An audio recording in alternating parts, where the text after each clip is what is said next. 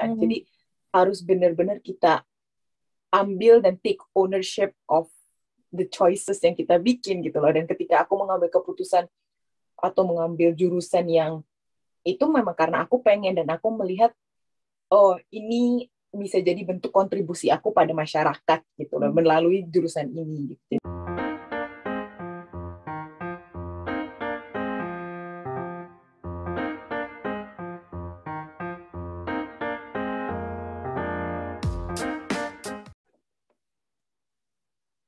Selamat sore teman-teman Transformers, welcome di Transformine edisi episode ke-13. Hari ini kita kedatangan tamu spesial lagi. Hari ini ini kebetulan tamu ini temanku yang sebenarnya aku excited bisa collaborate sama temanku ini karena kita ada di satu komunitas yang kita belum pernah ketemu offline. Terus kita lucu deh pokoknya relationship-nya itu cuman online karena mulai dari pandemi ya gitu. Jadi hari ini kita ada kedatangan Kayla. Halo Kayla. Halo Mas. Oke, jadi teman-teman Kayla ini nanti dia akan sapa teman-teman semuanya juga. Dia sama warga Indonesia tapi sekarang tinggal di UK gitu. Sekarang jam berapa Kay di sana Kay? Sekarang jam 10:03. Jadi masih pagi banget. Pagi weekend. Dan dia udah cantik siap-siap buat recording acara Transformine hari ini. Mungkin Kayla bisa sapa teman-teman dulu di sini. Dan halo semuanya, nama aku Kayla. Lagi nempuh studi di UK, di United Kingdom. Lagi sibuk apa sekarang? Aku lagi baru masuk tahun terakhir, jadi kalau di sini kan kita 3 tahun, jadi aku lagi tahun ketiga. Udah mulai persiapan skripsi fine. Karena di sini aku kan project gitu kan, jadi project tugas akhir. Alhamdulillah dapat kesempatan buat nge-lab, jadi ada research yang dilakuin buat tugas akhirnya. Terus selain itu juga mungkin bebenah diri kali ya, kembali lagi karena sebelum ini keluarga memang tinggal di sini di UK juga, jadi kemarin selama tahun kedua COVID itu alhamdulillah bisa di rumah. Cuman kembali lagi sekarang menjadi mahasiswa. Dan mungkin lebih menikmati waktu sendiri lagi ya, akhirnya kayak berusaha membenahi diri gitu aja sih.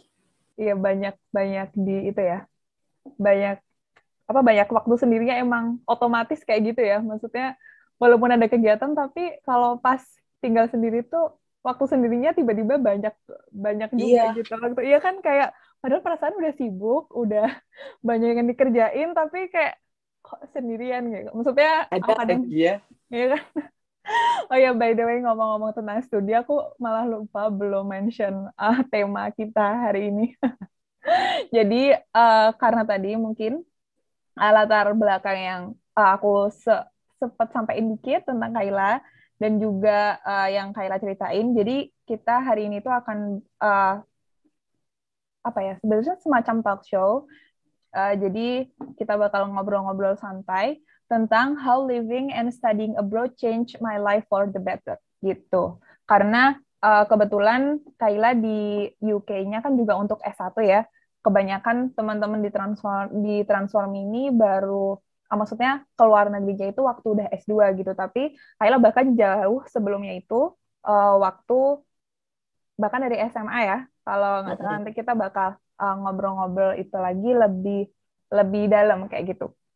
Nah, terus berarti ini kegiatan kalau pas weekend sama weekdays gimana? Maksudnya pas weekdays penuh atau kayak ini lagi hektik-hektiknya ngerjain skripsi? Kalau weekdays sih kalau di sini kan kita tuh agak semakin tinggi tahunnya, jadi karena udah tahun terakhir juga kontak sama dosen kan lebih berkurang ya, maksudnya modul-modul juga udah lebih sedikit lah, jadi aku cuma naik kelas tuh Senin sama Jumat, walaupun nanti semester depan lebih penuh ya, cuman jadi sisa waktunya itu dipakai buat baca-baca, siap persiapan skripsi, terus persiapan juga harus nge-labnya seperti apa prosedurnya dan lain sebagainya. Jadi lebih ke arah situ. Cuman kalau Sabtu Minggu mungkin lebih nyembukin diri karena mungkin aku juga kebetulan lagi balik lagi di rumah. Jadi alhamdulillahnya mungkin itu ya enaknya kali ya karena keluarga deket. Jadi nggak pulang pergi ya paling nggak sebulan sekali gitu kan pulang. Terus kalau nggak lagi di rumah biasanya di kampus ikut kegiatan olahraga atau mungkin kegiatan karena kita juga ada Islamic Society biasanya ada juga. Jadi itu society di kampus lumayan aku berusaha. Mungkin karena ini yang ngerasa kemarin tuh tahun kedua tuh hilang kan ya kayak bener-bener selama COVID itu tuh hilang gitu kesempatan buat berinteraksi secara langsung dengan orang-orang. Jadi berarti udah offline. Sekarang kelas masih online. Cuman kebanyakan udah mulai di kampus gitu loh. Jadi pas lagi tatap mukanya tatap muka online, tatap mukanya tatap muka online. Cuman kadang tetap ketemu dosen di kampus dan lain sebagainya. Makanya udah balik ke kampus. Kalau tahun lalu memang di rumah fully karena memang juga di kampus nggak bisa ngapa-ngapain juga kan. Tapi kalau sekarang UK karena udah lebih santai ya, udah masker juga udah lebih boleh lepas gitu. Jadi udah nggak ada kewajiban untuk menggunakan masker. Oh, baru tahu.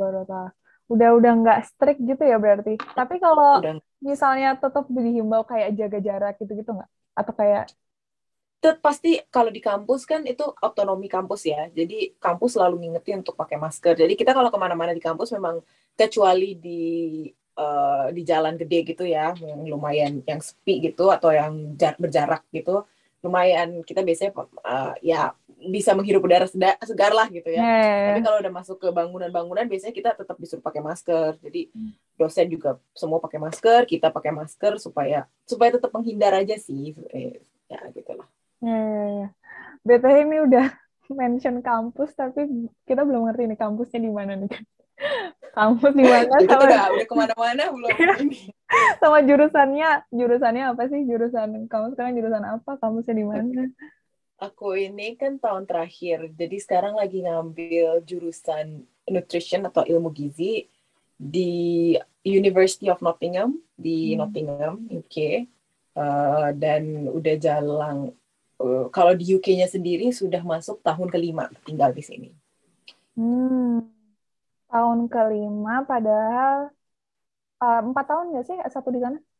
S1 3 tahun di sini. Oke. S1 3 tahun berarti kan ini nih yang 2 tahunnya ini pas apa nih? Jadi 2 tahun ini itu sebelumnya aku A-level dulu di sini atau A-level itu mungkin banyak ada yang tahu juga. Flashback ya ini berarti flashback. Sekitar SMA-nya kita setara sama SMA di Indonesia ya. Jadi mungkin kilas balik sedikit, aku itu waktu di Indonesia udah sempet SMA sampai tahun kedua, jadi udah masuk kelas 11, udah selesai kelas 11. Terus ayah pindah ke sini, jadi kita pindah, jadi akhirnya kurang kan 1 tahun itu. Cuman ketika pindah ke UK, itu tuh A-level ini tuh satu paket 2 tahun, jadi nggak bisa masuk di tahun terakhir. Jadi harus ngulang dari tahun pertamanya. Jadi dalam tanda kutip aku turun setahun lah dibandingkan teman-teman di sini gitu. Tapi nggak ngulang 3 tahun full ya? Enggak, karena memang di sini kan A-levelnya juga cuma 2 tahun, jadi turunnya jadinya jatuhnya cuma setahun. Gitu. Iya. Emang lebih pendek ya? Iya, karena SMP-nya mereka panjang 5 tahun. Jadi SMP 5 tahun, SMA-nya 2 tahun gitu. Agak berbeda gitu cara ini. Iya. SMP 5 tahun, SMA 2 tahun, S1-nya 3 tahun. Iya. Iya berarti kalau SD sama? SD 6 tahun, cuman masuk SD-nya itu lebih cepat. Jadi anak umur, kita kan biasanya Indonesia 6 tahun ya. Iya, 7 atau 6. Iya, di sini 5 tahun. Wow. Jadi 1 tahun lebih cepat.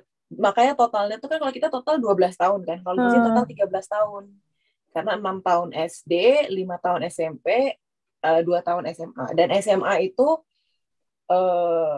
mungkin kalau mau dijelasin sedikit tentang cara pendidikan di sini ya, pendidikan di UK ini, Yang wajib itu adalah cuma sampai SMP atau yang disebut dengan GCSE. GCSE ini tuh berarti kita udah masuk, anak-anak ini rata-rata udah masuk 16 tahun. 16 sampai 18 itu anak-anak diberi mereka punya kewajiban untuk belajar dalam tanda kutip, tapi tidak harus dengan SMA. Jadi ada opsi lain yaitu masuk college atau mungkin sekitar sama kayak kita di SMK ya. Cuman SMK itu kan kalau kita sama kayak SMA dalam tanda kutip ada UN-nya juga. Kalau di sini college itu kita keluar dengan diploma kadang. Jadi udah memegang sesuatu kan. Jadi setelahnya bisa langsung gitu. Karena A-level sendiri kalau di sini itu kan bener-bener belajar banget ya. Ada kan beberapa anak-anak yang memang mereka lebih senang mengaplikasikan pelajaran mereka. Jadi mereka melewati jalur diploma gitu. Tapi intinya, kalaupun mereka tidak memilih dua itu, mereka boleh bekerja, tapi dalam tanda kutip harus dipastiin oleh pemerintah bahwa mereka melakukan sesuatu dari umur 19 sampai 18. Karena itu tetap masa wajib mereka bersekolah, tapi bukan sekolah formal gitu. Ya, tapi bebas gitu ya. Gitu. Itu lulus SMP kan ya, 16 tahun tuh berarti? Iya, lulus SMP 16 tahun. Wow. Tapi berarti kamu kalau waktu kuliah itu tetap seumuran sama teman-teman? Sama teman-teman? Aku masuk kuliah, kalau di sini aku 1 tahun di atas mereka. Cuman gini sih, Mes, kalau di sini itu kan mungkin sering juga ada teman-teman gap year kan. Oh iya. Gap year gitu. Nah, mungkin kalau di Indonesia tuh konotasi gap year masih kurang aneh. Dong belum masuk gitu kuliah kan gitu. Ngapain itu? Karena di sini tuh kuliah itu pilihan.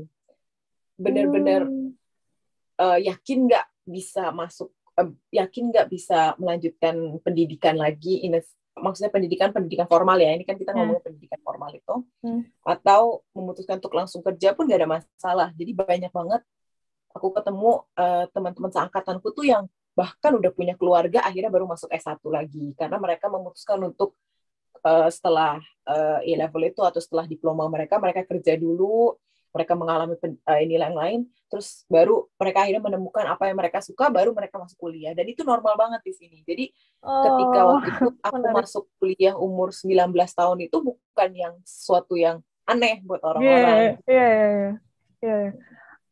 Karena mungkin gini ya, maksudnya dari SMP aja mereka udah bebas gitu loh milihnya. Habis lulus SMP aja udah bebas kan. Jadi kayak nggak aneh kalau di tahap-tahap selanjutnya kayak pilihannya tuh kebuka makin lebih terbuka lagi ya. Lebih terbuka lagi karena maksudnya jujur ya, aku di sini kan kalau di sini kita tuh kayak ibaratnya garis start kita tuh sampai dari SD mungkin sampai lulus kuliah tuh kita masih kayak jalan bareng sama teman-teman terus gitu loh. Iya. Ya kan? Kalau di sini tuh jalan barengnya tuh lama banget dari SD sampai kayak kita lari maraton bersama-sama dalam pace yang sama. Iya. Terus habis lulus kuliah kita baru pace-nya beda-beda dan baru kayak bingung sendiri gitu. Bukan bingung ya, tapi baru kerasa nentuin pilihan mau kerja kayak mau S2, mau nikah, itu aja seakan-akan pilihannya cuma 3 ini ya. Maksudnya common ya kan? Common ya, padahal kan sebenarnya bisa lebih dari itu ya. Misalnya bisa lebih apa, volunteer atau kayak apa, tapi seakan-akan habis lulus kuliah aja pilihannya harus 3 itu. Antara 3 itu gitu. Terus ya tadi kadang kayak di sini kalau bilang gap year itu kayak harus datang dengan penjelasan gitu loh. Ya kan, kayak aku harus menyiapkan sebuah penjelasan yang lain, walaupun aku pribadi emang belum ngalamin gap year ya. Yaitu tadi yang aku alamin bener-bener dari SD larinya pace-nya bareng, kayak seakan-akan emang habis SD tuh harus SMP, habis SMP harus SMA, habis SMA harus kuliah, kayak ya gitu.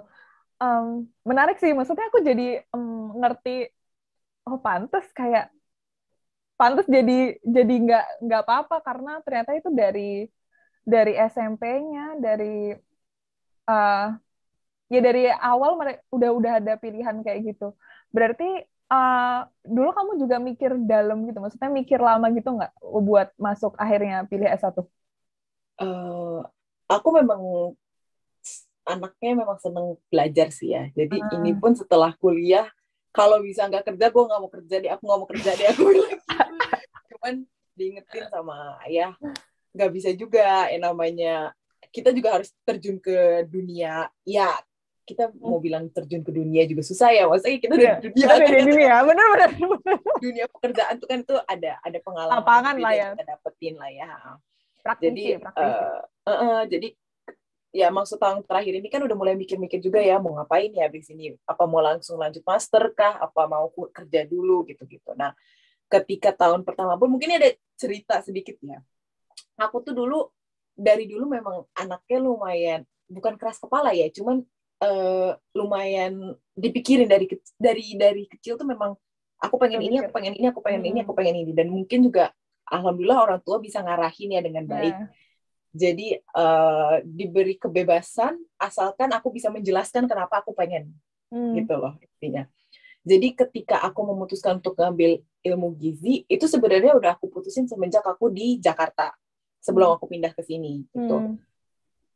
Di Jakarta ilmu gizi itu bukan sesuatu yang common, bukan sesuatu yang biasa kan. Itu kan bukan jurusan yang jurusan apa itu buat sebagian orang, kecuali kalau ngomong dokter gizi beda cerita ya mungkin karena mereka ngambil kedokteran dulu baru spesialis.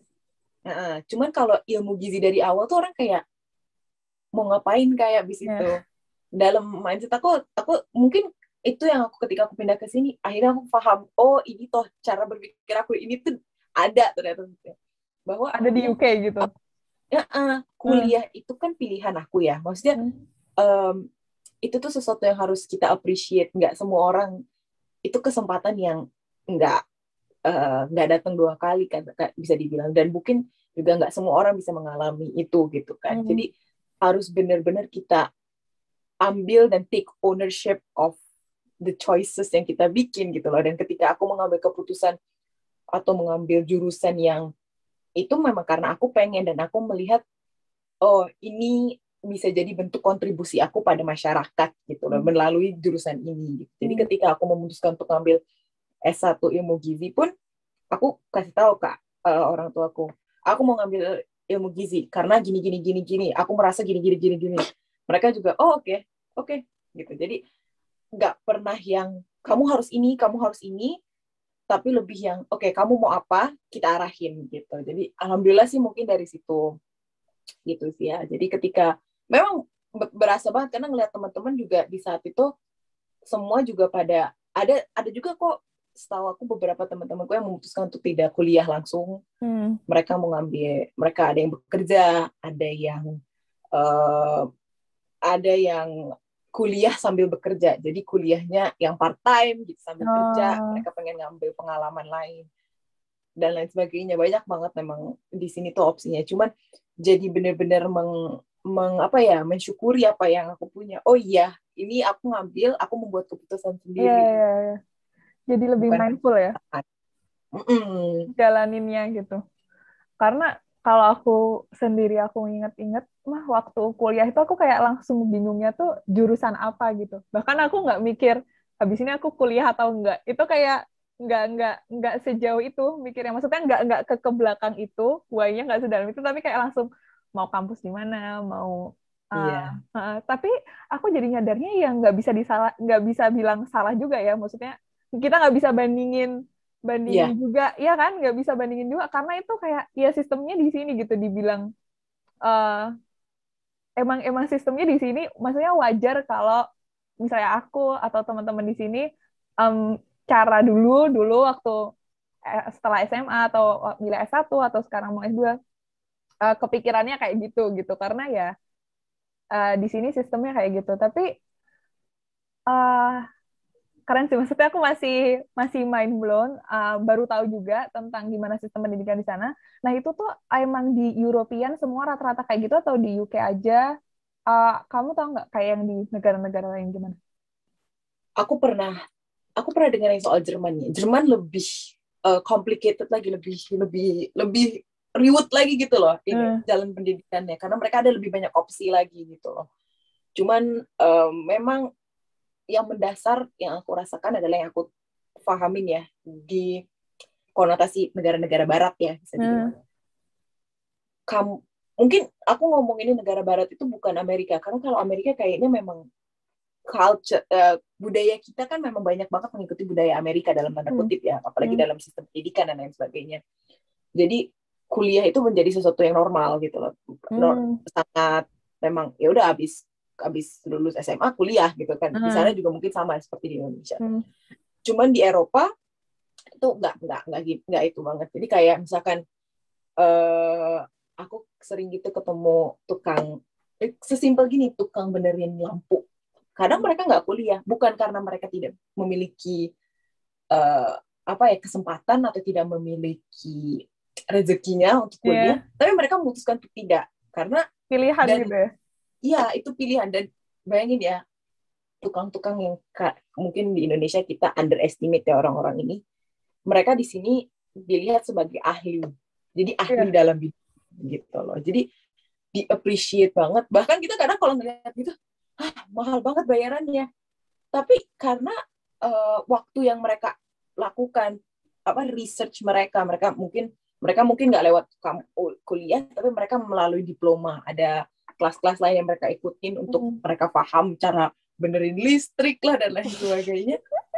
Itu effort yang mereka ambil. Jadi aku bener-bener jadi akhirnya bisa melihat bahwa peran setiap individu di dalam di dalam masyarakat itu sangat berbeda dan memang sangat menjurus kepada kita apa yang kita rasa terbaik untuk yang kita bisa berikan kepada masyarakat. Karena pada akhirnya kalau menurut aku di sini itu bukan hanya memikirkan tentang kita, tapi tentang memikirkan tentang bagaimana kita bisa berkontribusi. Itu sih yang paling penting kalau menurut aku. Iya. Aku pernah dengar juga sih itu kayak misalnya tukang benerin listrik, tukang benerin pipa, itu kayak ada sertifikasinya gitu loh. Maksudnya nggak kayak di sini kan biasanya kayak kenalan kayak kenal tukang kunci nggak, kenal tukang apa nggak kayak gitu. Tapi kalau di sana kayak ada sertifikasinya gitu ya. Bener ya sih itu bener? Bener dan kenalnya tuh mungkin kenal, tapi lebih ke kayak gini. Bagus nggak dia? Bagusnya dalam tanda kutip sebagaimana ininya dia dan lain sebagainya. Apakah sebanding dengan harga yang dia berikan dan lain sebagainya. Jadi bener-bener itu bisa mereflect dan itu yang mungkin yang aku appreciate ya sama orang-orang sini, bahwa nggak cuma sekedar mereka mencari uang, itu bukan cuma sekedar ya udah gitu loh, gue butuh duit gitu kata kasarnya gitu. Mereka mungkin ada kayak gitulah, bukan cuma pekerjaan doang, even volunteering gitu itu sesuatu yang banget di sini. Jadi ketika kita bilang gue juga volunteer di mana, dan itu sesuatu yang dipupuk dari kecil, dari semenjak sekolah kita dibiasakan untuk kalau bisa anak-anak membagi waktu untuk ada yang namanya volunteering gitu. Jadi anak dari itu dipupuk bahwa harus kembali kepada itu.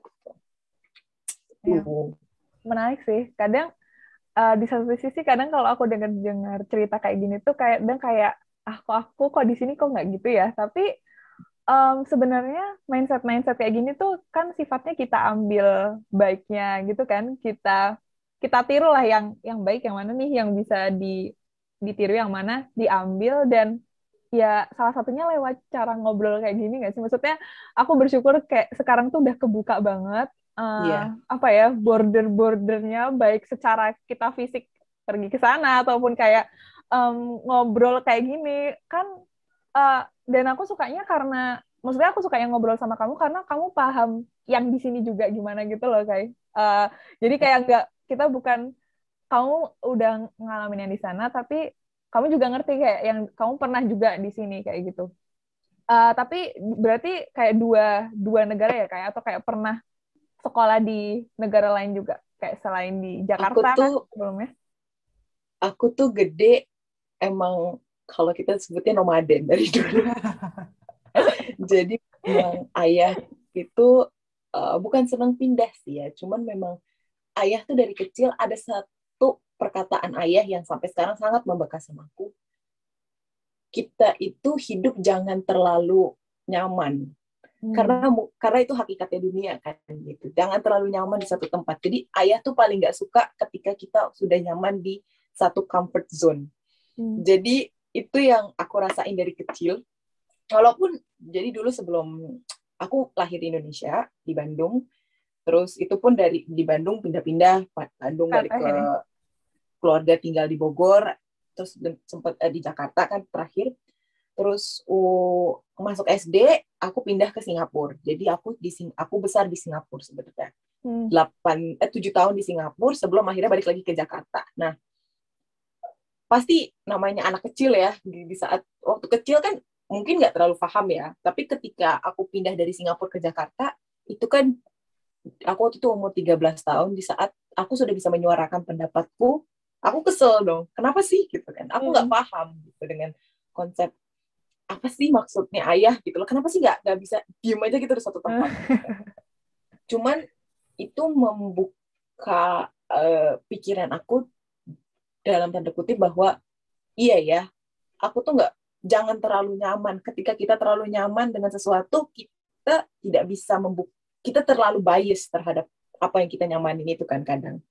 Jadi dengan aku alhamdulillah banyak rezeki untuk berpindah, itu banyak banget pengalaman yang aku ambil, dan salah satunya itu bahwa kita tuh cuma sebagai apa sih, pejalan, traveler lah. Kita di dunia sebagai traveler. Jadi dimanapun kita berada ya kita tetap kita gitu. Jadi mungkin dari dulu tuh aku selalu ketika ditanya, oh rumahmu di mana? Where is your home? Home is where my family is. Itu aja sih, as simple as that. Di mana keluargaku berada di saat itu, ya disitulah rumah aku gitu. Jadi dulu ketika Singapura itu, keluargaku di Singapura, aku bilang ya rumahku di Singapura. Ketika keluargaku di sini ya rumahku di sini gitu. Itu sih. Jadi itu quote pepatah itu benar-benar stick di aku. Jangan pernah terlalu nyaman di satu tempat. Ketika kita sudah nyaman, kita akan susah untuk menerima pendapat dan menerima membuka wawasan kita, karena ketika kita sudah nyaman, kita merasa apa yang kita pikirin itu yang paling benar gitu. Mungkin itu kali ya, satu pelajaran yang aku ambil selama ya mungkin baru selama hidup kayak banyak banget. Ya bener sih, bener juga. Karena sampai sekarang ya. Tapi karena pindah-pindah itu jadi benar-benar bisa memaknai kalau rumah tuh emang sama orang ya. Maksudnya kalau buat yang stay terus di satu, misalnya yang kita nggak mengalami pindah-pindah kan kayak rumah tuh ya yang bangunan itu gitu. Tapi karena pindah-pindah jadi relate banget kalau rumah tuh benar-benar sama siapa kita di saat itu gitu kan. Dan tadi tuh sebenarnya aku kayak mau nanya gimana cara adaptasi kamu waktu SMA ke UK gitu kan, waktu ngulang ke UK. Tapi ternyata kalau kan pindahnya itu berarti mulai adaptasinya kan pas SD ya. Ternyata, wah ini pasti ternyata udah nggak begitu kaget nih. Maksudnya ternyata udah nggak begitu kaget waktu misalnya SMA pindah ke UK lagi, dan maksudnya English speaking gitu kan, English speaking country. Jadi kan berarti kagetnya ini pas SD dong. Itu dulu kamu gimana, kayak maksudnya waktu pindah dulu, atau udah kamu emang udah dibiasain sama orang tua buat ya disiapin lah untuk suatu hari jadi nomaden dalam tanda kutip, atau kayak ya udah emang baru menghadapi segala sesuatu pas pertama kali itu kamu pindah tuh? Kalau secara pindah yang konotasi yang pindah besar itu ya, mungkin ke Singapura itu yang pertama kali kan. Dan sebenarnya sama sekali nggak pernah disiapin atau gimana. Mungkin ada sebagian orang yang dari kecil dibiasain pakai bahasa Inggris atau enggak. Sebenarnya aku nggak sama sekali. Walaupun bahasa Inggris itu bukan sesuatu yang unfamiliar ya, karena memang dari keluarga juga memang mama juga alhamdulillah pernah kesempatan tinggal di luar dan lain sebagainya. Jadi berbahasa Inggris itu sesuatu yang oke lah gitu. Nah, terus cuman memang kalau ditanya adaptasinya seperti apa, ketika aku pindah dari Jakarta ke Singapura, Singapura ke Jakarta, Jakarta kembali ke Inggris, itu semua punya ceritanya masing-masing dan punya struggle-nya masing-masing gitu.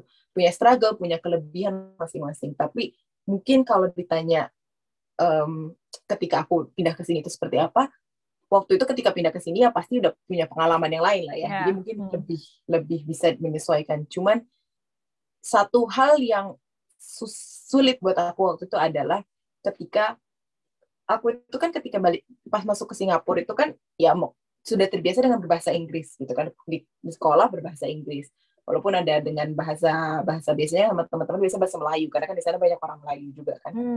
Jadi kita berbahasa Melayu. Cuman ketika balik ke Indonesia aku harus terbiasa dengan bahasa akademisku kembali dengan bahasa Indonesia yang biasanya aku cuma berbahasa Indonesia di rumah sebagai bahasa Indonesia berbicara kan. Kaget dong gitu loh. Tapi setelah itu ketika sudah mulai bisa mendapatkan kayak oke, ini gini nih cara berbahasa Indonesia. Tiba-tiba harus pindah lagi ke sini dengan ekspektasi bahwa aku ketika pindah ke sini itu sudah sebagai anak dewasa ya, umur itu 17 tahun. Jadi harus bisa berbahasa Inggris yang intelektual dan lain sebagainya. Kayak kehilangan gitu kan. Jadi mungkin salah satu itu adalah kendala bahasa. Jadi sampai sekarang tuh aku sebenarnya masih yang mungkin alhamdulillah seiring berjalannya waktu sudah mulai lebih ini ya. Cuman memang itu yang paling menurut aku yang paling struggling adalah bahasa. Gitu loh. Cuman ya kita jalanin aja ya. Aku jalanin aja gitu. Dan mungkin alhamdulillahnya ya yang penting kita harus yakin diri kita oke, bisa jalanin gitu. Cuman kalau misalkan adaptasi dari sisi lain mungkin karena sudah terbiasa ya, akhirnya karena ketika itu sudah terbiasa ya udah gitu, oh it's just another part of life gitu loh, ini hanya bagian lain dari hidup gitu loh. Mungkin kalau mau simpelnya gitu sih. Iya, menarik nih. Oh ini ada halo, ini ada Kak Prananda Fitri, baru bergabung. Halo Kak Prananda. Jadi buat teman-teman yang baru bergabung, ini kita lagi ngobrol how studying abroad change my life for the better, kayak gitu. Menarik tadi kalau waktu Kayla ngomongin tentang kendala bahasa, karena biasanya tuh kalau karena kan ini udah banyak ya kayak episode Transform Mind sebelumnya kayak tentang gimana studi master atau kayak berkarir di luar negeri. Biasanya yang di refer kendala bahasa itu waktu tes IELTS gitu loh, kayak waktu tes IELTS, waktu ngejar skor dan sebagainya. Tapi yang kamu ceritain tadi ini kan kayak bener-bener literally kendala bahasa yang dipakai setiap hari, dan karena kamu udah jadi UK resident gitu kan. Maksudnya nggak cuman kayak wah aku udah dapat skor IELTS bisa berangkat, setahun lagi balik, setahun 2 tahun lagi balik dan kayak kelar gitu. Tapi ini kayak kendala bahasa yang bakal ketemu terus, yang kadang aku sendiri pernah exchange kan. Itu aja kayak exchange sebentar aja karena nggak ada temennya orang Indonesia tuh, ngomong bahasa Indonesia di telepon aja kangen gitu loh. Apalagi kayak mungkin ada fase-fase kayak gitu juga. Iya, menarik sih kalau aku tadi dengar cerita kamu tentang yang kamu sampein. Nah, tapi kan ini kan sekeluarga ya kamu ya. Itu pasti di satu sisi pasti enak dong karena bareng-bareng, maksudnya adaptasinya barengan gitu. Tapi ada nggak sih kayak menurutku misalnya kayak yang mungkin bisa dipelajarin kalau misalnya kita studi master juga mau bawa keluarga juga, kayak gitu loh, kayak gimana sih kayak beradaptasi sekeluarga, karena di satu sisi mungkin enak karena nggak sendirian, maksudnya beda lah ceritanya kalau misalnya teman-teman yang misalnya nawarin solusinya tuh gabung sama PPI karena biar nggak sendirian kan, kayak gitu ya solusinya kalau misalnya kita keluar negeri ya. Nah tapi kalau keluarga tuh gimana sih kalau secara keluarga gitu pindah barengan ke sana? Kalau aku ada satu poin yang aku ingat dari temannya mama yang waktu itu ketika sebelum aku pindah, dia ingetin ini. Kamu harus ingat bahwa ketika kamu pindah sekeluarga, yang mengalami masalah itu bukan cuma kamu, tapi keluarga kamu. Itu bisa jadi sesuatu kelebihan, bisa jadi sesuatu kekurangan. Kelebihannya adalah bahwa kita tidak mengalami itu sendiri. Tapi kekurangannya adalah jangan mengekspek orang itu paham sama kita juga, karena dia juga sedang mengalami itu. Jadi harus pinter tenggang rasa gitu. Dan ketika aku pindah ke sini, pindah ke Inggris ini, umur aku 4 bersaudara. Aku dan adikku yang kedua itu kita beda jauh cuman 2 tahun. Jadi kita sudah dewasa di saat itu, sudah mulai di fase itu kan. Jadi sedangkan adik-adikku yang kecil pun mereka nggak kecil-kecil banget. Mereka waktu itu SD kelas 1, kelas 5, 1 kelas 3. Jadi bukan yang anak kecil banget gitu loh. Sedangkan juga ayah sama bunda juga mereka harus beradaptasi lagi gitu loh. Jadi kayak ketika awal-awal pasti ada enaknya, ada enggaknya, karena merasa kenapa sih nggak dipahamin gitu. Karena kan ada perasaan kayak gitu ya. Gitu. Kenapa sih kan aku lagi kesusahan, tapi harus diingat juga kita semua lagi kesusahan gitu loh. Bukan cuman aku doang, bukan cuman ayah, bukan cuman bunda, tapi semuanya gitu. Kita semua sedang mengalami fase itu dengan masing-masing, dengan masalahnya masing-masing. Mungkin aku dan adikku yang cowok itu kita masuk SMP, adikku waktu itu masuk SMP, aku masuk SMA, adikku yang kecil masuk SD, ayah harus beradaptasi ke pekerjaan gitu ya, dengan orang-orang, bertemu dengan orang-orang yang mungkin kata kasarnya itu kan kalau ngomong bahasa, mungkin kalau mau ininya ya, kalau ngomong bahasa Inggris kan di sini kita suka ini orang ngomong apa sih ya, karena aksennya aksennya kan. Terus juga bunda yang harus beradaptasi dengan lingkungan dan bertemu. Bunda pun sebagai, walaupun bunda ibu rumah tangga, tapi kan harus mencari komunitas kan supaya nggak merasa sendiri kan. Tetangga ya. Jadi itu mungkin satu kunci yang harus diingat, bahwa ketika kita pindah sekeluarga itu kita bukan sendiri. Ya, kita bukan sendiri gitu loh. Tapi ketika kita bukan sendiri itu juga berarti kita harus sama-sama tenggang rasa gitu loh. Tapi memang yang enaknya adalah bahwa kita bisa kembali ke rumah, bercerita apa aja yang terjadi hari itu, sama-sama mencari solusi mungkin, atau ya bisa hal-hal seperti itu yang mungkin aku rasakan ya ketika pertama kali pindah ke sini gitu. Mungkin itu kali ya kalau ngomongin soal perpindahan sekeluarga kali ya. Tapi bener sih, maksudnya biasanya kalau dapat masalah tuh kayak auto ngerasa menderita sendirian. Maksudnya bahkan kita nggak inget sampai akhir. Atau misalnya aku ngomongin aku pribadi ya, kadang aku sering nggak inget kalau misalnya kita yang pergi sendiri pun kan yang di rumah itu juga ngerasain kepergian ini loh, si satu orang ini gitu. Maksudnya even ceritanya bukan pindahan sekeluarga ya, tapi misalnya kita lagi pergi sendiri terus kita ngerasa sendiri di sana lah, yang ini yang ditinggal itu juga ngerasain, maksudnya juga struggling gitu. Ya itu ya mungkin ya bisa jadi bekal buat teman-teman yang mungkin dengerin dan berencana lanjut studi master atau misalnya PhD bareng keluarganya atau mungkin sama partner kayak gitu. Nah ini kalau ada yang mau tanya nanti boleh langsung di kolom chat atau nanti resen aja, boleh langsung tanyain sesuatu ke Kayla kayak gitu. Nah, aku berusaha mencerna juga dan menurutku asik banget ya di satu sisi. Kayak ada nggak sih kayak fase waktu kayak aku ngerti apa karena kamu udah terbiasa pindah, tapi kayak keluar negeri nih kayak jalan-jalan gitu dulu, kayak yang baru yang karena tadi kan udah ngobrol yang berat-berat sih kayak gimana cara adaptasi dan sebagainya. Ya, tapi lebih ringan ya. Iya, lebih ringan dulu kan, karena kan kalau misalnya baca-baca juga tuh ada fase adaptasi itu ada yang pas pertama tuh ngerasainnya pas sampai luar negeri ngerasa kayak honeymoon dulu, fase honeymoon kayak ngerasain, wih ini bangunannya beda banget nih sama yang di Jakarta kayak gitu-gitu. Kalau pengalaman pas awal-awal gitu gimana? Ini pastilah, aku waktu itu ketika pindah ke London tuh masih yang merasa oke, jalan-jalan gitu kan. Pasti yang awal-awal jalan-jalan di sini yang gedung-gedungnya yang di sini kan khasnya itu gedung-gedungnya masih gedung-gedung lama ya. Jadi bener-bener kokoh gitu ya. Jadi gedung-gedung kalau kita dibilang kalau di London ini tuh Victorian style. Jadi yang gedung zaman-zaman mungkin abad 14 abad 15 kali ya, sekitar segitu kali ya. Dan gedung-gedung di sini itu kan jarang banget gedung-gedung tinggi di sini di Inggris ya. Bahkan ketika aku pindah ke Nottingham pun kan beda kota ya, itu pun beda lagi gitu loh struktur bangunan kotanya seperti apa dan lain sebagainya.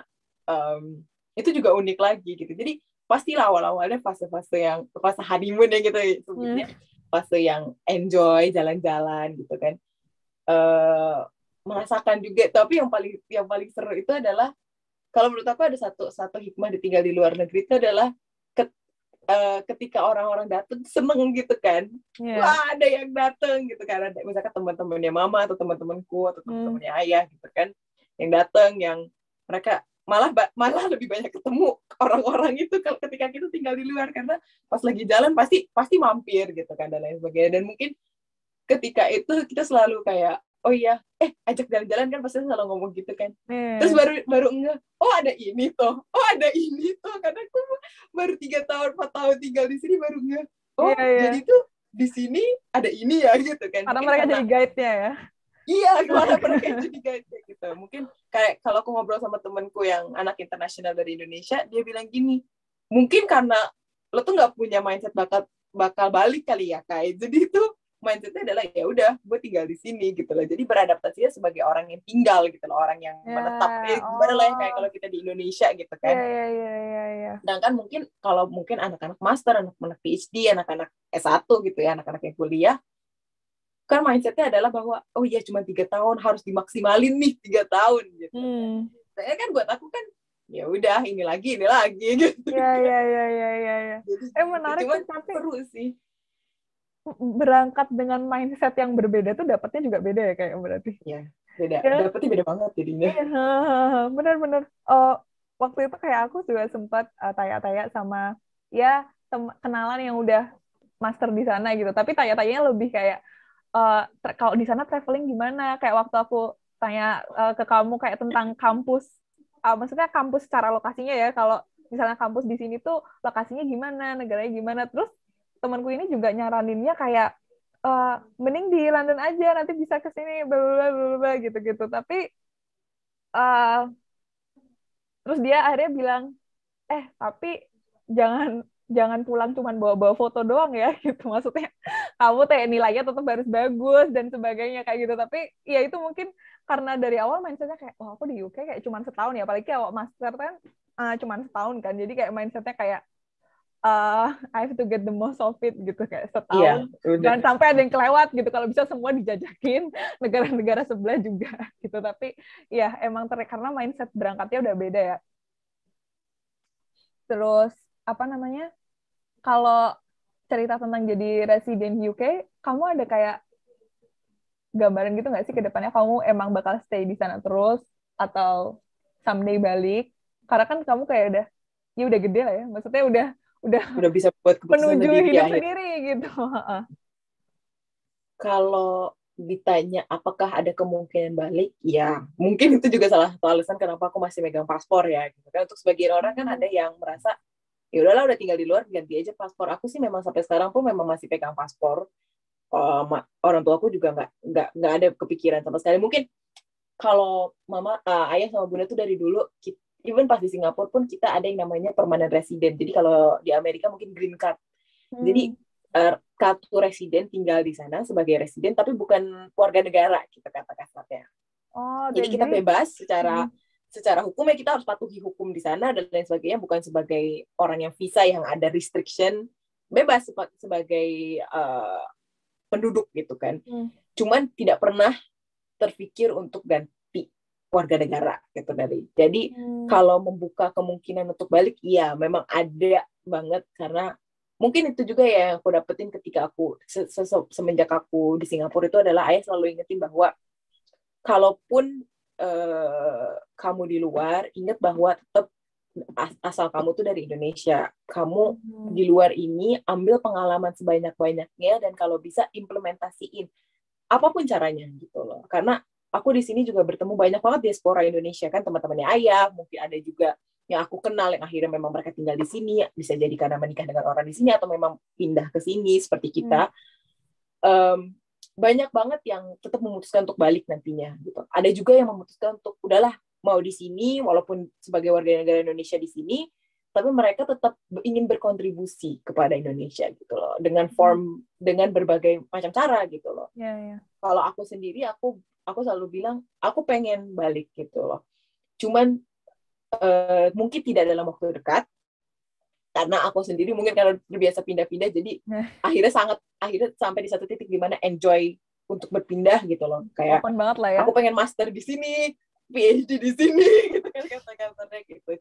Bahkan untuk menetap di UK pun aku juga bilang kayaknya nggak akan lama gitu loh, mungkin berapa tahun gitu, terus aku pengen lanjutin master di luar, mungkin setelah master balik lagi ke sini belum tahu, atau mungkin lanjut di sana, karena memang keluarga memang kemungkinan besar akan di sini sampai adikku lulus SMA.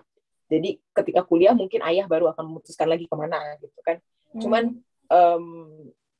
ya mindsetnya memang langsung berubah gitu loh dari awal kita pindah ke sini. Makanya mungkin ketika bener karena Imes cerita, ketika bertanya sama aku, ketika orang-orang tanya ke aku, terus dalam beberapa aspek mereka nggak akan connect karena mindset aku di sini adalah sebagai penduduk gitu loh. Ketika teman-temanku ke sini kan mindset mereka adalah sebagai pelajar gitu. Kalaupun mau ke sini untuk bekerja kan di sini, jadi UK ini kan sekarang mungkin agak melipir sedikit ke arah pekerjaan ya. UK ini kan sekarang setelah membuka lowongan, membuka opportunity untuk anak-anak S1, S2, S3.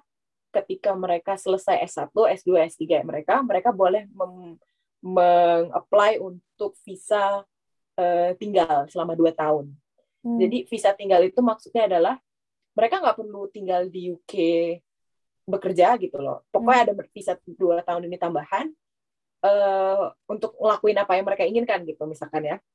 Tapi biasanya kalau misalkan dalam 2 tahun itu mereka dapat kerja, mereka akan ganti visa pekerja gitu kan.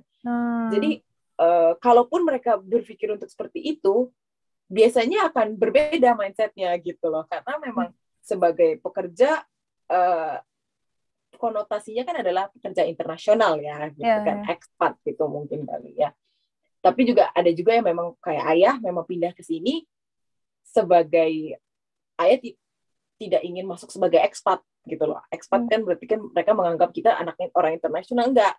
Ayah pengen kita mengalami sebagai penduduk gitu loh. Jadi sering kok misalkan ngobrol-ngobrol sama teman-teman dan lain sebagainya, mereka agak nggak nyambung karena memang dari awal bukan nggak nyambung dalam gimana ya, mereka mindset aku udah berbeda dari mereka di sana.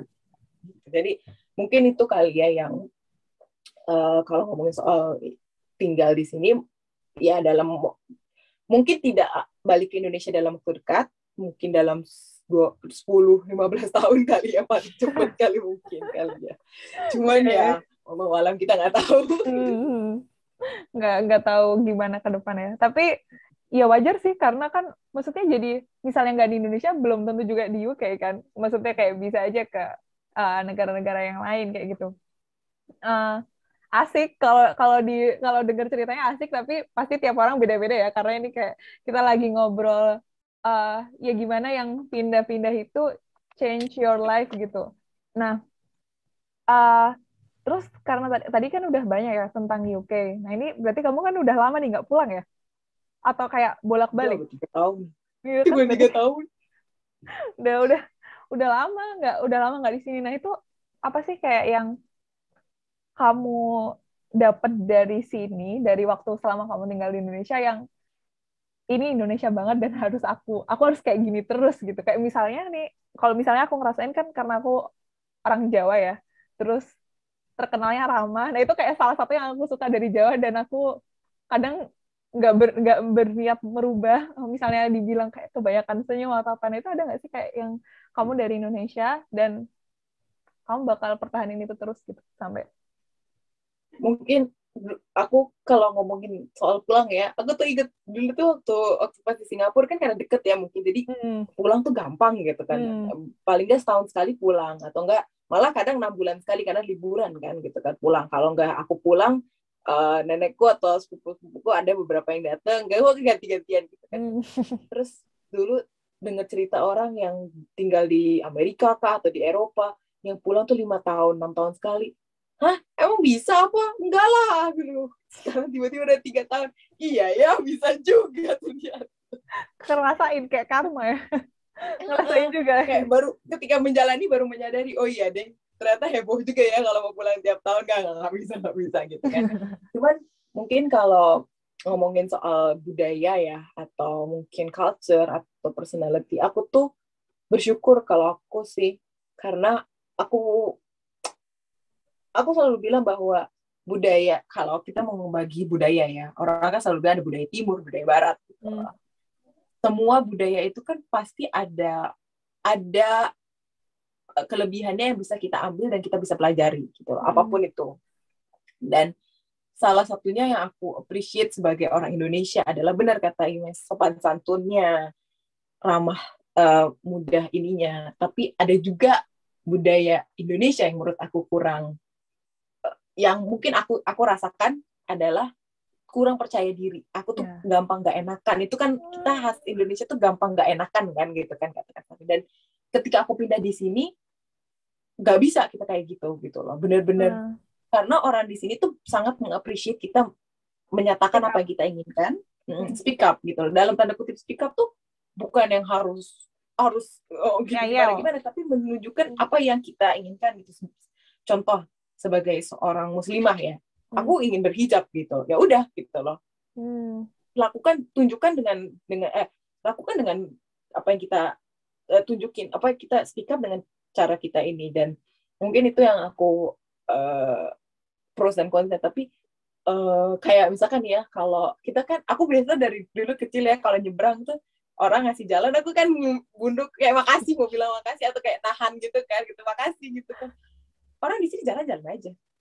Terus kayak aku waktu itu ngobrol sama temen-temen kayak, ini kenapa orang bahkan lihat kita kayak, ini orang ngapain sih? Tapi akhirnya aku bilang, enggak, it's a form of gratitude kan, makasih kan mereka mengguni jalan kita kan, makasih gitu kan. Jadi aku appreciate hal-hal seperti itu, bahwa kadang even kayak ngelewat depan dosenku aja aku masih yang ini gitu kayak. Dan satu hal yang mungkin ini, bahwa appreciating orang-orang yang lebih dewasa dari kita itu sangat kuatkan di budaya kita gitu. Itu benar-benar aku, benar, bahwa bukannya berarti mereka lebih dewasa jadi kita harus yang gimana-gimana, enggak. Appreciate aja, respect gitu loh, respect bahwa mereka itu mungkin ada pengalaman-pengalaman yang kita belum pernah alami gitu kan, hal-hal kayak gitu. Cuman di sini yang diajarin juga bahwa tetap lebih dewasa bisa jadi ada pengalaman yang mereka nggak alamin ketika di umur kita, dan mungkin mereka bisa belajar dari kita. Dan itu akhirnya itu yang aku lihat ketika akhirnya nyampe di rumah lah yang jadi tempat percampuran itu kan, karena aku pindah ke sini waktu itu sudah terbentuk sebagai orang Indonesianya mungkin kali ya, sedangkan mungkin adik-adikku yang lebih kecil ini kan mereka sedang mencari bentuk. Akhirnya mereka banyak menyerap juga dari luar, dan akhirnya kita sebagai mungkin orang dewasa di dalam rumah ini, kita bantu mereka memfilter kan, dan juga dari situ kita belajar juga, oh iya ya, ada juga yang bagus gitu. Misalkan contoh kayak memanggil, aku masih dipanggil sebagai, kan aku ada orang mama orang Sumatera Barat kan, jadi aku dipanggil Uni. Sedangkan kalau di sini kan sama kakak ya udah pakai nama aja gitu kan. Nah, jadi hal-hal kayak gitu yang ayah sempat ngomong, ayah suka itu dari budaya kita, dan ayah pengen kita keep budaya itu. Kamu harus ingat bahwa dia kakak kamu harus respect dia gitu kata-katanya. Dan dia adik kamu juga harus sayang dia, respect dia. Jadi harus berbalik gitu. Mungkin itu yang aku ini nih. Jadi mencampurkan dua budaya itu banyak terjadinya ketika di rumah sih, karena balik lagi itu tempat kita memfilter kan, kata kasarnya gitu kan. Ketika kita nyampe rumah, disitulah kita bisa memfilter gitu loh. Gitu. Jadi pasti sih budaya memang sesuatu yang integrated in us gitu kan. Tapi jadi bukan gimana ya, kalau dibilang hal sekecil itu jadi kayak harus diomongin gitu ya dalam keluarga.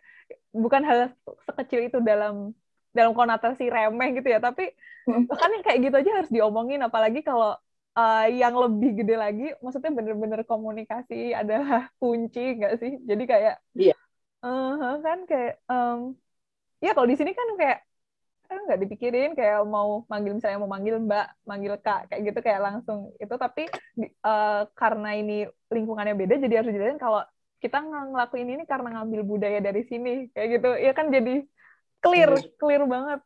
Karena memang adik-adik semakin besar mereka juga semakin bertanya kan kenapa sih gitu kan, kenapa kita harus pakai ini kan, ya dijelasin lah, harus dijelaskan kan tujuannya itu seperti ini, akhirnya mereka paham gitu, oh seperti ini gitu. Jadi itu sih yang aku appreciate mungkin kali ya. Iya. Ini tuh ternyata udah mau habis waktunya. Aku udah kemana-mana ya kita. Iya udah kemana-mana. Tapi semoga teman-teman bisa keep up. Kak Prananda kalau mau tanya juga boleh Kak, ajuin chat aja atau raise hand. Tapi aku juga sebenarnya aku tadi masih pengen tanya tentang visa tadi sih. Karena kan tapi tadi kamu bilangnya visa tinggal ya, berarti beda sama visa kerja, visa kerja ya, kayak yang program. Jadi kan ada tuh.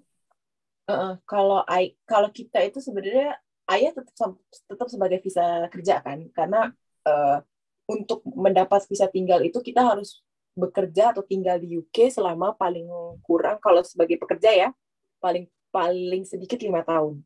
Jadi makanya kita baru masuk tahun kelima ini baru bisa kita mengambil visa atau permit untuk tinggal sebagai bukan warga, sebagai residen di UK gitu kan. Dan itu pun ada prosesnya gitu. Aku dan maksudnya yang mendapat visa itu sebenarnya ayah, visa kerja ini kan.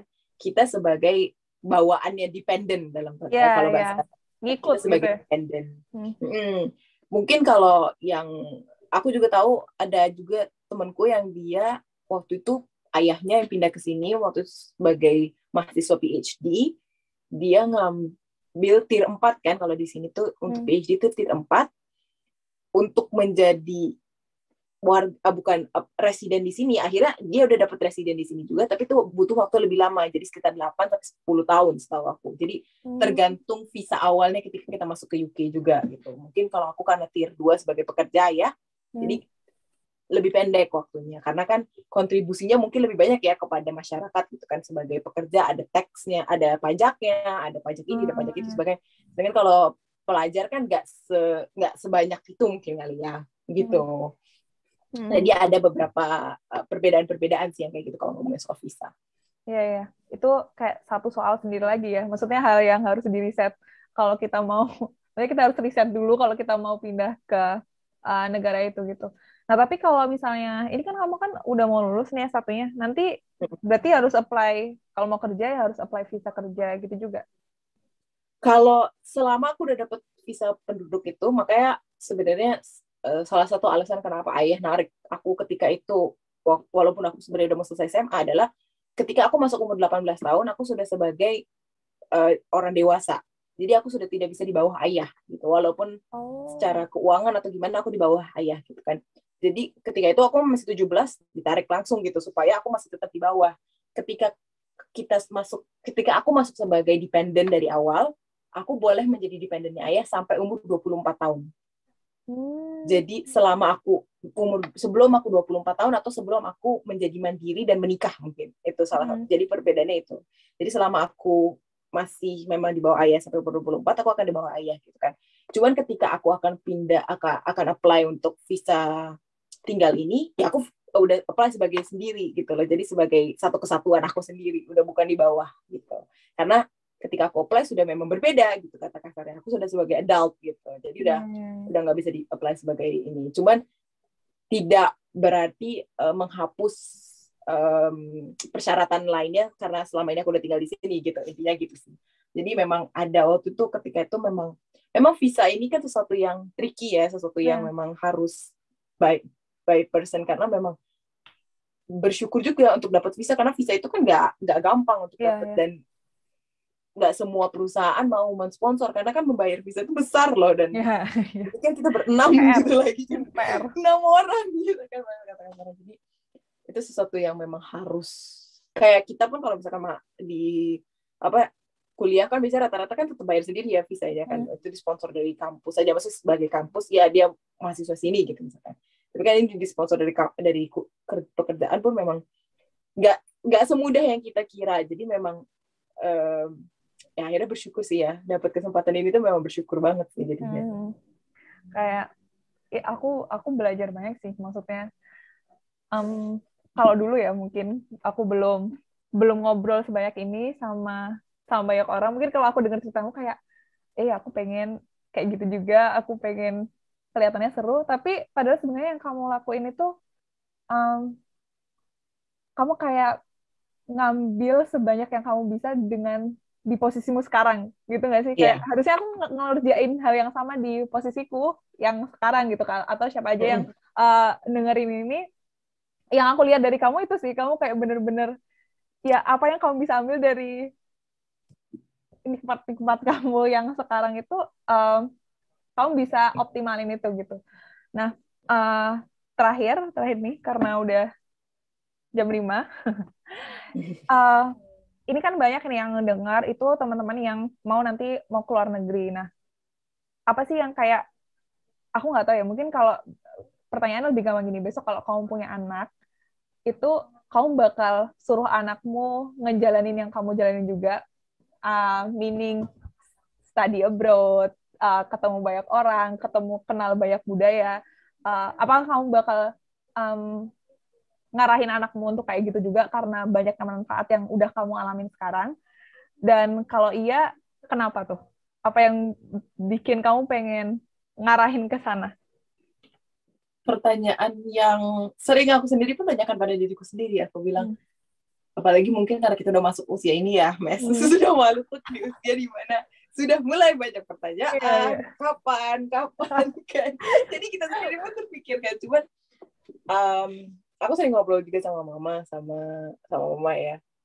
Um, ada beberapa cara mereka mendidikku dalam tanda kutip selama ini gitu, misalkan cara ketika aku pindah-pindah dan lain sebagainya yang aku appreciate dan merubah aku menjadi orang yang lebih baik gitu loh, Hmm. dan mungkin akan aku apply gitu kepada anak-anak. Contoh, aku pengen anak-anak juga punya kesempatan untuk tinggal di luar sebagaimana aku, mungkin juga karena memang aku karena belum berpikir untuk pindah ke Hmm. Indonesia, mungkin akan tetap tinggal di luar kan sebagai Hmm. ini WNI di luar gitu kan. um, atau mungkin juga terekspos dengan budaya budaya luar gitu kan. Dalam tanda kutip pasti ada ketakutan tersendiri lah ya gitu kan. Mau itu di Indonesia, mau itu di luar dan lain sebagainya, pasti ada pros dan cons dari setiap sesuatu yang kita alami gitu loh. Tapi kalau aku sih ya pasti idealnya pengen lah kayak gini kayak gini kayak gini kayak gini kayak gini gitu kan ya. Cuman balik lagi bahwa aku yakin bahwa setiap generasi pasti akan ada tantangannya masing-masing. Generasi aku sebagai anak dan generasi aku kelak nanti kita sebagai mungkin orang tua itu pun akan berbeda gitu loh. Hmm. Jadi mungkin hal-hal yang bisa aku ambil sebagai anak dan akan aku apply sebagai orang tua adalah mungkin percampuran antara dua budaya ini yang aku pelajarin selama ini. Mungkin kayak ada budaya-budaya timur atau budaya-budaya Indonesia yang aku akan tetap keep, mungkin seperti sopan santun, respecting Ya. orang-orang yang lebih dewasa dari kita, orang-orang yang lebih tua dari kita, dan lain sebagainya. Dan mungkin juga ada budaya-budaya barat, kata kasarnya, yang aku akan apply juga kepada anak-anakku, seperti aku ingin mereka juga bisa berbicara kepadaku sebagaimana mereka berbicara dengan orang-orang lain gitu. Kayak dalam tanda kutip itu kayak harus ada borderline-nya ya. Misalkan respect bukan berarti mereka takut dan gak mau Ya. ngomong gitu kan. Hmm. Mereka harus bisa menyuarakan, oh aku maunya seperti ini. Dan itu yang aku pelajari juga mungkin kali ya, yang seperti Hmm. aku tadi sempat bilang. Ketika aku mau sesuatu, ayah nggak akan langsung bilang enggak. Ayah akan nanya, kenapa? Jelaskan. Dan Ya. itu yang aku sebagai, mungkin itu satu hal yang paling membekas sama aku tuh adalah, oh iya, aku juga ingin mengapply itu kepada orang-orang yang mungkin orang-orang yang aku ketemuin pun aku ingin itu gitu loh. Jadi I need your opinion. I want to know why you have that opinion and explain to me, convince me that I can accept your opinion. Mungkin itu. Hmm. Itu kali ya. Itu yang paling mendasar kalau menurut aku. Iya, iya. Mendasar tapi jarang dipikirin. Dalam ya. Iya. Dalam. Aku kayak harus pause dulu nih. Harus pause dulu. Iya, karena kadang nanya kenapa itu mungkin kayak terlalu personal gitu, tapi Yeah. enggak. Kadang kalau buat orang-orang terdekat, apalagi anak orang tuh ya, kita harus sering-sering nanya kenapa kan. Tapi kadang ini mungkin hal jelek yang harus aku berusaha ubah tuh, kadang aku males jelasin alasan sebenarnya karena males Iya. males jelasin, tau gak sih kadang males kadang ada pikiran kayak gini loh, aku jelasin juga belum tentu ngerti gitu.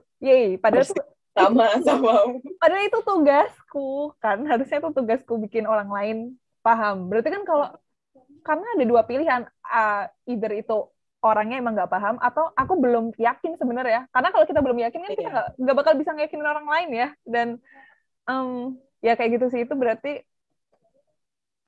kalau yang aku dengar dari jawaban kamu kan berarti kamu emang benar-benar ngerasain suatu manfaat yang besar dari pengalaman yang kamu ini, sampai kamu juga pengen beberapa kamu terapin itu ke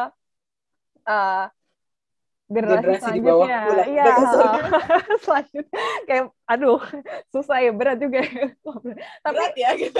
Karena nggak, maksudnya kalau kita nggak pengen, kalau kita nggak ngerasain manfaat kan kita nggak bakal pengen kan ngelanjutin ini gitu. Ya kan, kalau kamu nggak ngerasain manfaat dari studying abroad, ya besok anak-anak tuh tinggal di negara tempat aku tinggal pertama kali aja, nggak mesti Indonesia. Misalnya kamu di sekarang, ya udah nggak usah keluar UK gitu kan, maksudnya di UK aja kayak gitu.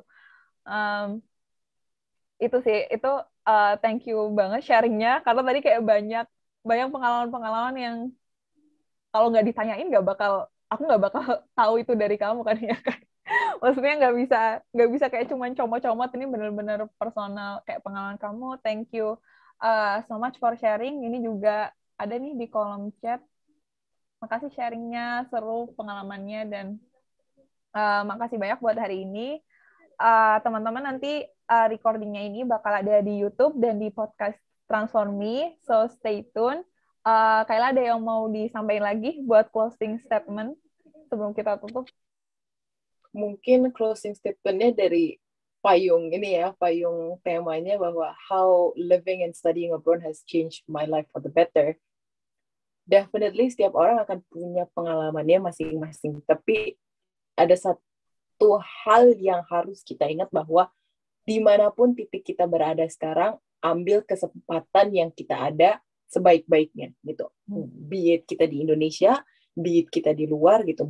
Kita sebagai orang Indonesia yang di luar pun pasti kita akan selalu merasa, aduh pengen deh di Indonesia, pengen deh makan ini, pengen deh kerjain ini, nyaman deh ininya. Tapi ketika di Indonesia pun pasti, aku juga makin banyak lihat orang-orang yang kayak, aduh kenapa ya bisa di luar, mau juga gitu dan lain sebagainya. Dan mungkin not to discriminate atau untuk menginikan ya, tapi in a sense, coba kita berada di posisi kita sekarang karena memang itu yang terbaik untuk kita sekarang. Itu adalah pepatah yang mungkin paling aku ingat. Kita berada di posisi kita sekarang karena kita itu hal yang terbaik Tuhan atau Allah sedang berikan untuk kita sekarang. Jadi make the best out of it, dan semoga dari itu kita bisa banyak mengambil pelajaran untuk kedepannya. Gitu. Sebagaimana kita pernah melalui hal-hal seperti itu. Wow. Thank you so much for sharing, Kayla. Terima kasih juga buat teman-teman yang udah stay tune sampai di akhir sesi dan recording ini. Kalau udah di-upload, aku enjoy. Maksudnya di luar aku sebagai moderator, aku enjoy banget ngobrol kayak gini sama kamu. Bahkan semoga di lain kesempatan bisa ngobrol-ngobrol kayak ini lagi. Thank you so much, dan karena masih pagi, so have a good day, have a great weekend.